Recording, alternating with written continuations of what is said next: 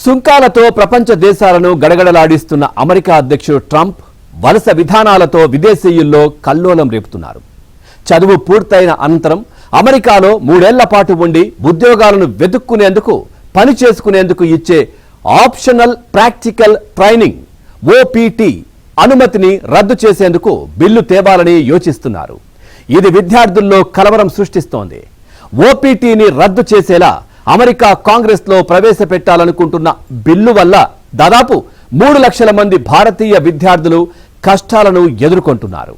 ఆ బిల్లును సభలో పెట్టి ఆమోదిస్తే వారంతా భారత్కు తిరిగి రావాల్సి ఉంటుంది.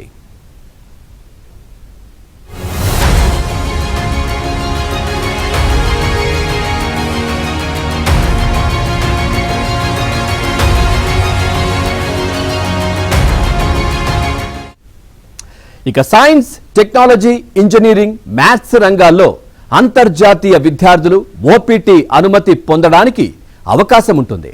దీని ద్వారా వారు చదువు పూర్తయ్యాక 3 ఏళ్ల పాటు అమెరికాలో ఉండి ఉద్యోగ అనుభవం గడిస్తారు, ఉద్యోగాలను సాధిస్తారు.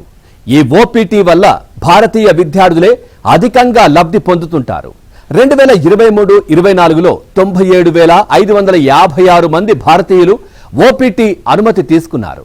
అంతకు ముందు ఆర్థిక సంవత్సరంతో పోలిస్తే ఇది 41% అధికం.